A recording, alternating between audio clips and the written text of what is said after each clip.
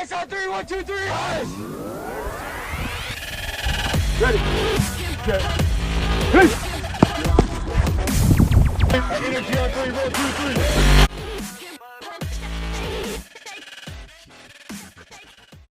Welcome, Rocket football fans, to the Gage Courtney Coaches Show. Coach Courtney, we've got another big week here, another rival.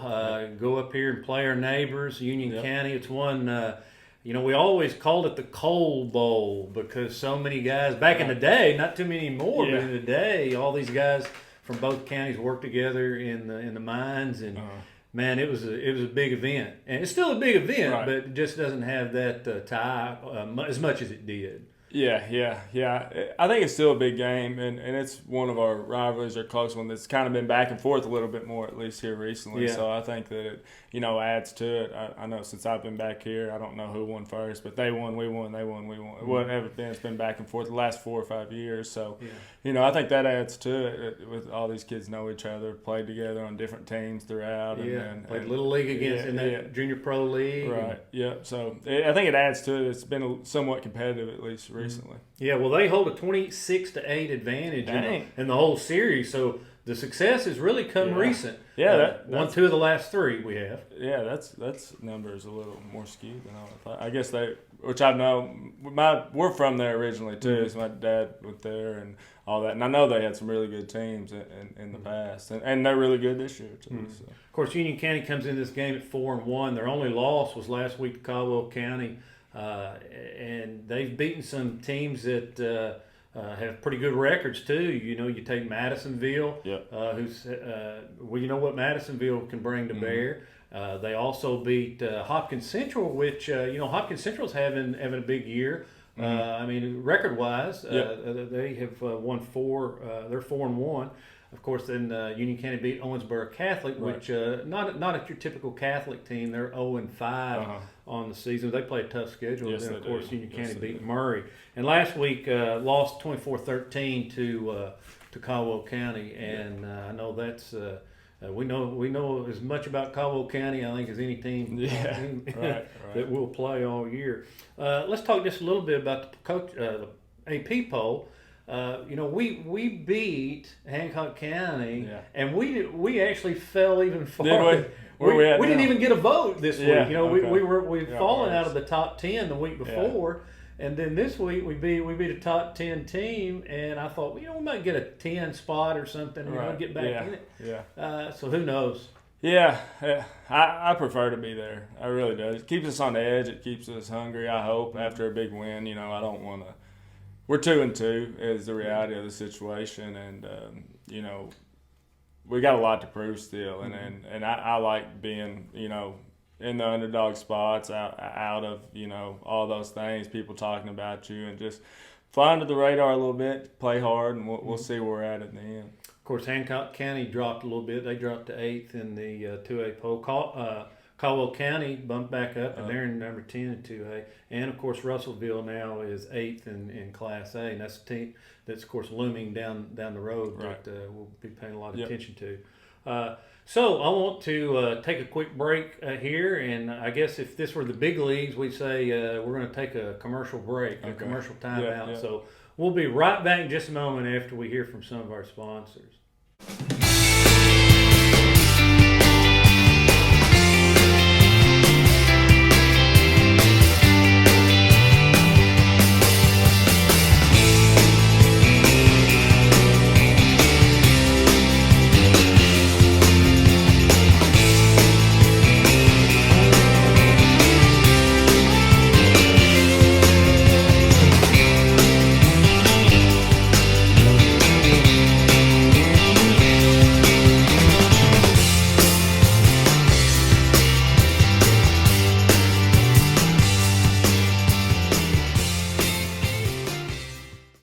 Coach Courtney, so explain to me why we're going over to Morganfield for a 3rd straight year. Do you know? You have an explanation for that? Yeah, I have a little bit of one. Well, we were scheduled to go there 3 years ago, right? Just normal. And then last year, COVID cancellation happened, I believe, between them and Caldwell, and they were scheduled for a home game. I don't know if it was homecoming or senior night. Maybe they were trying to knock out early, but they had something prepared that they really need to be home that week.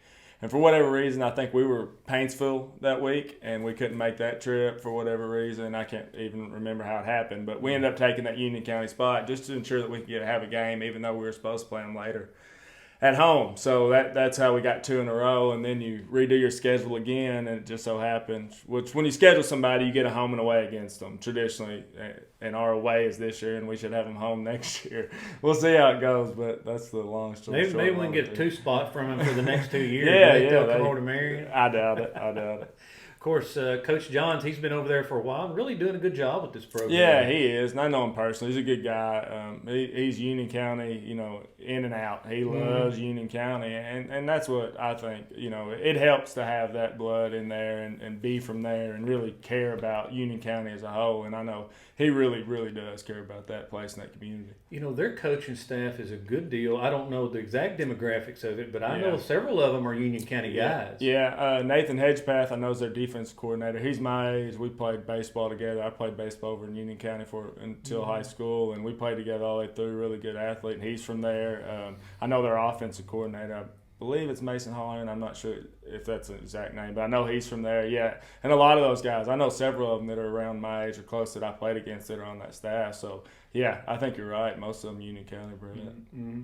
And, of course, this game, as you mentioned, has some extra meaning for you because you do have all those connections over there. You still have family over in Union County. Yeah, still have some. That's when everybody was from, and then we all kind of migrated over here. A lot of us are over here now, but, yeah, traditionally that's where my whole family was from. I mean, when I came over here, that was the first ones.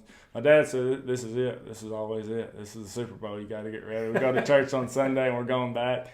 And I said, I think, I have a good game plan ready, of what we're going to do. And he said, man, I really wish you'd go over there. So this one's important. So I had to go over there extra on Sunday to please him. He always has this game circled. It does. It means a lot to him. It really does.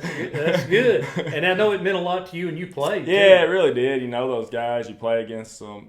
Caldwell, I didn't have much connections being from Union County to Caldwell. I mean, I was in that rivalry, obviously, and it meant something to me by the time it was over. But Union County was the one for me that was more personal. I knew everybody's family, all that. Went to camps over there. Was their water boy when I was a young kid, all kinds of stuff. So, yeah. You probably still have some light blue in your closet. No. I don't think so anymore. I don't think so. All right, well, let's talk about Union County. They're a team that's going to line up and come at you with the big running back and some great skilled players. They're not going to try to fool you. Yeah, not a whole lot. Try to keep you off balance, but we know what they're going to do. Corinthian Sills Portee, he's their big running back. We've seen some big running backs this year, and he's as good as any of them. And of course, the lefty quarterback Scheffler.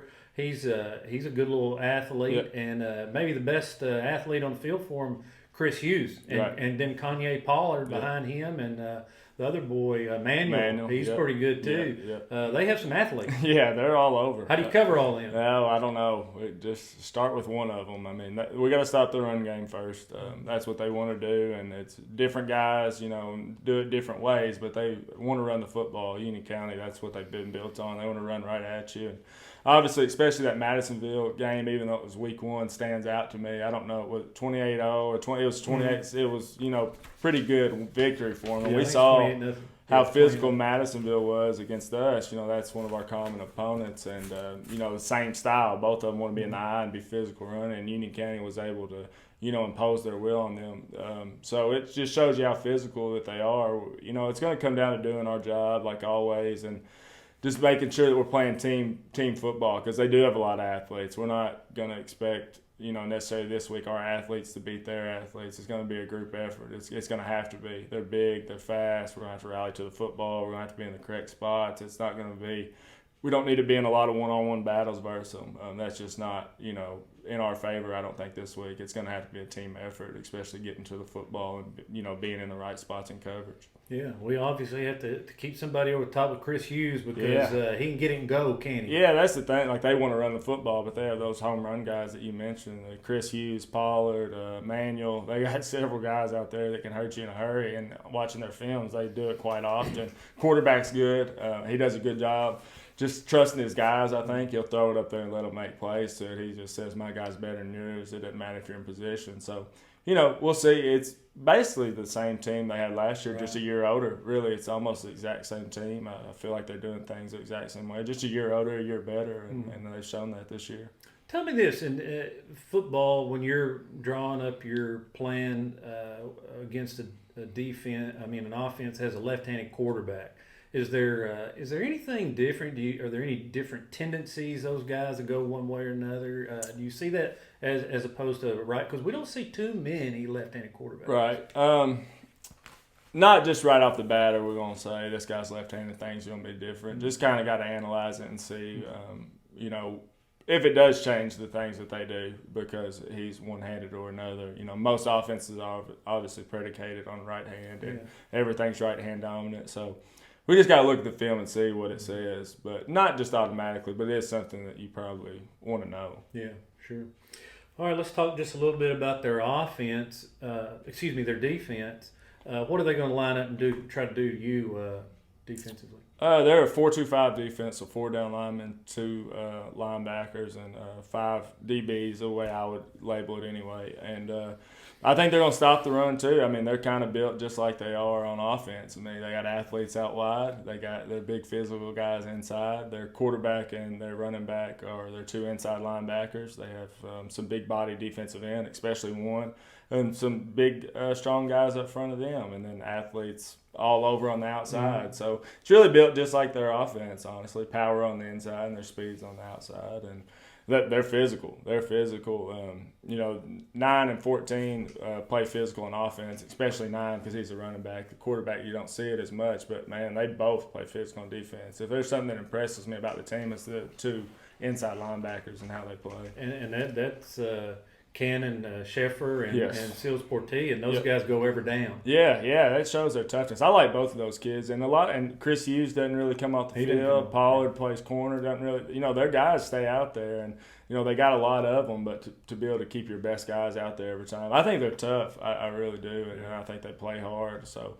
Yeah, it says a lot about them. You get all those carries at running back and tough physical games, and then you go in there and doing basically the same thing but opposite on defense every play. So it says a lot about those kids. And, of course, they've got athletes all over the field, but number 81, I believe, defensive end, he kind of stands out too. King. Yeah, he's a good-looking kid. I don't know how tall he is, but he's probably 6'3" anyway, maybe even taller. And it's, prototypical defensive end, what you're looking for. Last year we run a middle screen to him, and he kind of bails off to it and picks it, and then scared he was going to take it to the house, but it was a big play for him. You could just tell how athletic he is. He's a basketball player too. He lines up at tight end for him, and he looks a little bit different than everyone else probably on the field. Yeah, good looking kid.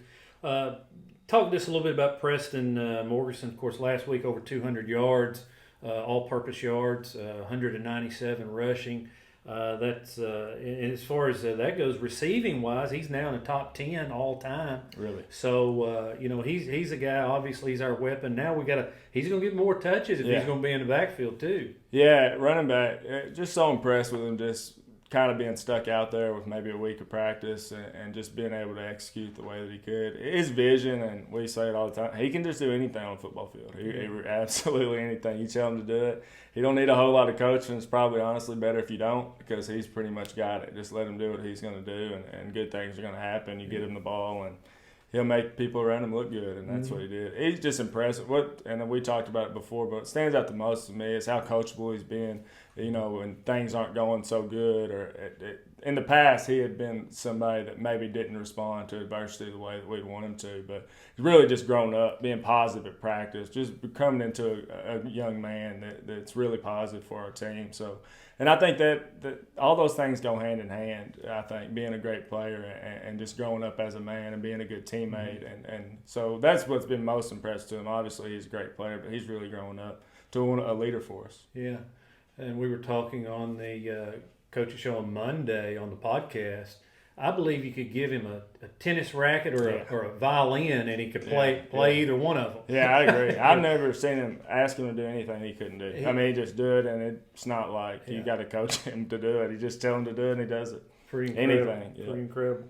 Of course, Luke Crider, quite impressive last week with his legs. Every week now he continues to, and of course he took a shot one time too. That's what scares you. Yeah. But passing wise, he's moving right up the ladder. He is number 5 right now on the all-time passing list. But he only needs a couple hundred yards and some change to get up there to number 3. And the 2 guys ahead of him would be Austin Berry and Hunter Boone. Yeah, that's pretty good company. Pretty good. Yeah. I thought he did a great job just leading the offense last week. We were able to run the ball a lot more, and he didn't get as many passing opportunities. But I didn't really think he made a bad decision all night. There's a little miscue on the pick, but I don't think that was just a miscue, not a bad ball or a bad decision. The play was right, and he made the right decision. And that's what I've been wanting to see out of him, and I felt like it came together last week. He did a great job leading the offense, keeping us calm, being able to put drives together, run out the clock late, all those things. And then his legs, obviously, we feel like we have added dimension to him. He's been running well all summer and leading up to season, and I think it showed a little bit of what he can do. But, I thought that was probably his best game of the year. I thought he played really well. Bryson Baker looked pretty good. Of course, he dropped a couple of balls that I know he knows that he should have had. Yeah. But when he gets it, he's a load. Yeah, it was big starting the game, getting him the ball, and he was running people over and running through arm tackles. Stiff arm gets us on the board first. Gave us a lot of momentum early. He's a special athlete. He's a special kid. He's big. He's strong. He's got soft hands. He can run routes. I mean, he is a really special kid. It's just him believing that he is and figuring it out and trusting it all the time and the consistency of it. Because, I mean, he can be as good as he decides he wants to be. There's nobody that will play that will be able to stop him except for himself. And it's just, getting – and he's showing it. He's showing that he's getting better at it. But just being able, the couple drops, just keep the focus and continue to get better each week. And he's somebody that's different than anyone else we have that can make all kinds of plays.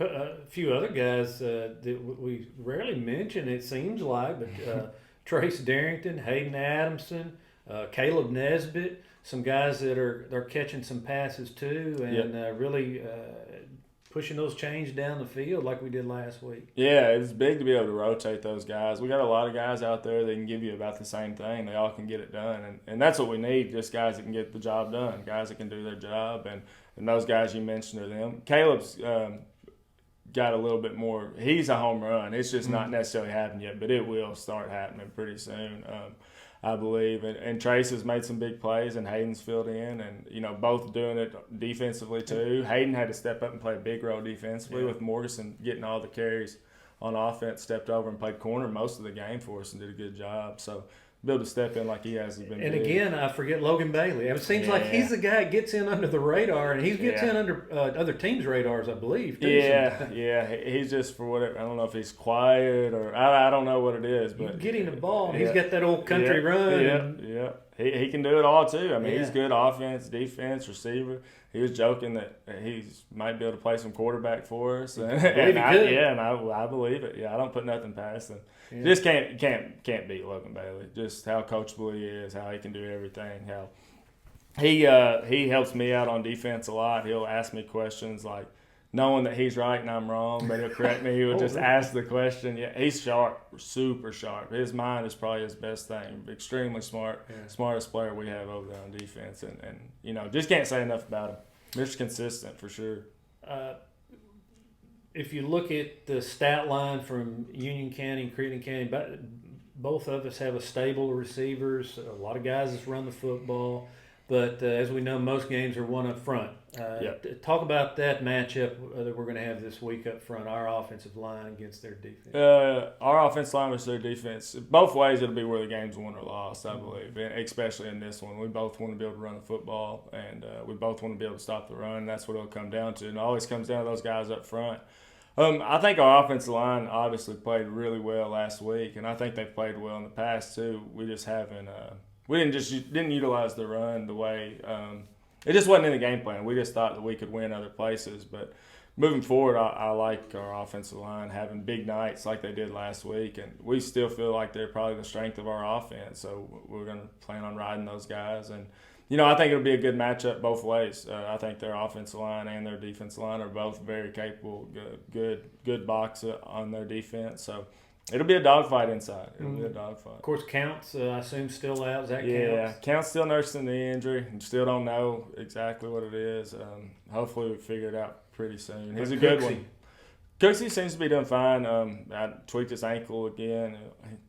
Cooksey just got bad luck a little bit. Just got a little bad luck. Just something all the time. Just something tweaks here and there. But he's had a great week of practice. Looks good. I expect him to be fine. Mm-hmm. Tucker Sharp's been your lineman of the week the past 2 weeks. Really doing a great job up there. Yeah, really coming on. Well, we got four seniors that we play up there, and he's one of them. And just, senior play usually elevates, and he's been elevating his play. The last 2 weeks have done a really good job, and has a good grasp of what we're doing, and was able to punish people a little bit. Getting them big roaches that they like to get, and was able to put defense linemen and linebackers on the ground. So yeah, it's definitely good to see him doing well. Talk just a little bit about your defense. I know we touched on a lot of this Monday, but I was just looking through some of the statistics. Last week we had 7 guys with 5 or more tackles: Yates, Stone, Bailey, Sammy Impostado, Case Gobin, Caleb Nesbitt, and Briley Berry. So that's with just solos, 5 or more solos. So those guys were getting to the ball and getting it done by themselves. So yeah, and that's what we need. Team defense. It's just team defense. We're going to have a lot of guys that can fly around and tackle. I thought it was by far our best defensive performance of the year. We've been having 20-plus missed tackles a week, and I believe we had 6 or 7 this week. We tackled much better. I don't know. I told them in practice if we had 10 or less, we could stop going full pads, but until then we're going to go full pads and tackle every day because we can't be missing 20 tackles a game. So they came to me quickly on Tuesday and said, hey, we can go shells today, right, since we didn't have that many missed tackles. So maybe that was the motivation. Maybe that was the trick. Just tell them they can go shells if they don't miss as many tackles. But, yeah, those guys tackled well, flew around. It was a good night for them. Dylan Yates is 6 on the all-time list in tackles for loss, so he's moving right on up there too. Yeah. We'll take a moment to recognize our sponsors here. Whitetail Properties, of course, is our primary sponsor. Also, Frazier Law Firm, Moments in Time Pictures, Hodges Sports and Apparel, Riley Tool and Machine, Farmers Bank and Trust, Deer Lakes Golf Course, First United Bank, La Delicia Mexican Restaurant, Ellington Detailing, Homestead Auction Realty, Sea Plant Federal Credit Union, H&H Home and Hardware, Full Body Fitness, Par 4 Plastics, Magnolia Bank, Mulligan's Pizzeria and Pub, Colonel Ag Repair, YTG Insurance, Shara on the New York Stock Exchange, Mike and Stoner's Barbershop, and Marion Eye Care Center, Dr. Adria Porter. Coach Courtney, we got a couple minutes left. Let's talk just a little bit. Any other injuries or personnel changes we need to address this week? I think Seth Guess is injured. Seth hurt his hand early on. I believe first or second defensive play of the game against Hancock, and he came back that it is broke. Don't know exactly what it means, but definitely out this week and probably at least a few more. So, we'll have to adjust a little bit. We usually like to he plays the rocket position for us, which is one of our inverts. That'll move Luke Mundy there, they've been splitting reps, all 3 of them, along with Caleb Nesbitt. And another guy that'll step in, that'll get another opportunity, especially the way he flew around special teams, would be Tanner Beverly. It was that was the position that he was playing as well. So the way he flew around, and obviously we don't want Seth to be hurt, but I do feel comfortable, a lot more comfortable with Tanner, at the way he played last week, that he's shown me that he's ready to get back in there. So so that'll be the 3 guys that'll be in those positions. It'll move Tanner Beverly basically up to be back in the rotation. Yeah, Tanner played great getting down the field, making solo tackles. I think he had 4 solo tackles. He was like the human missile. He was. And actually, he was going to move into I was going to move him to corner, actually. Just when someone catches your eye like that and responds like that, it makes me. Place. Yeah. We got to figure out how we can get him on the field. And corner was a spot, especially with Morganson now getting more reps, where we might be a little thin. So, but then we find out about Seth, and then it doesn't work out that way. But he was a guy that's going to get in that rotation, I think, this week, no matter what. But it'll be back to his original position at the invert now. All right, so we're going over to Union County, kickoff 7 p.m. The Tickets will be on Ticket Leap, Yep. so get on there, buy your tickets, and you can present them on your phone, your electronic device. When you get over there, you can print them out and take them. Also, the broadcast, WMSK over in Morganfield has copyrights for the broadcast, so our team will not be going over, but we'll provide a link on the website and all of our social media, all of the Twitter page. So just like last week, and it's a good thing because our guys, our crew's still struggling from recovering from the COVID, so we're going to be scrambling a little bit to put the broadcast together. So we're glad to know WMSK puts on a great broadcast. Just like the one last week, heard a lot of good comments from the Hancock County. So, all right, we got this grudge match. We're going to still call it the Cole Bowl. We may call it the Courtney Bowl from now on since Gage is from over there. So we'll see you Friday night over in Morganfield. Go Rockets.